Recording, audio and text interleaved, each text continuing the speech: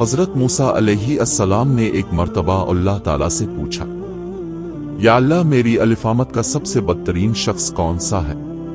اللہ تعالیٰ نے فرمایا، کل صبح جو شخص تمہیں سب سے پہلے نظر آئے وہ آپ کی امت کا بدترین انسان ہے۔ حضرت موسیٰ علیہ السلام صبح جیسے ہی گھر سے باہر تشریف لائے، ایک شخص اپنے بیٹے کو کندھے پر بٹھائے ہوئے گزرا۔ حضرت موسیٰ علیہ السلام نے دل میں سوچا، اچھا تو یہ ہے میری امت کا سب سے بڑا انسان۔ پھر آپ اللہ تعالیٰ سے مخاطب ہوئے اور کہا، یا اللہ میری امت کا سب سے اچھا انسان کون سا ہے؟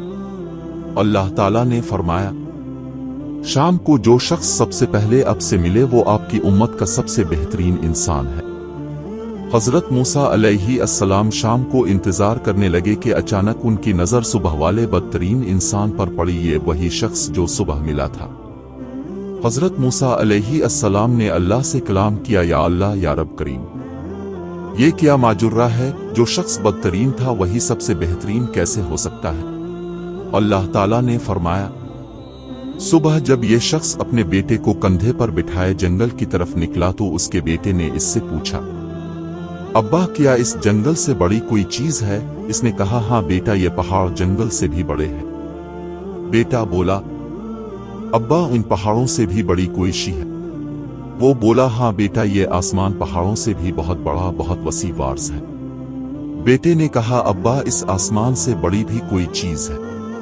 باپ نے ایک سرد آہ بھری اور دکھ بھری آواز میں بولا، ہاں بیٹا اس آسمان سے بھی بڑے تیرے باپ کے گناہ ہیں۔ بیٹے نے کہا، ابا تیرے گناہ سے بڑی بھی کوئی چیز ہے؟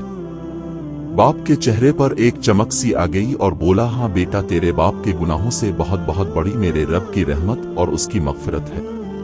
اللہ رب العزت نے فرمایا، اے موسیٰ مجھے اس شخص کا اعتراف گناہ اور ندامت اس قدر پسند آیا کہ میں نے اس بدترین شخص کو تیری امت با بہترین انسان بنا دیا۔ میں نے اس کے تمام گناہ نہ صرف معاف کر دیے بلکہ گناہوں کو نیکیوں سے بدل دیا۔ اپنے رب کے سامنے رونا اور اعتراف گناہ کرنا اور عاجزی سے اس کے سامنے خود کو جھکا دینا بہت بڑا عمل ہے۔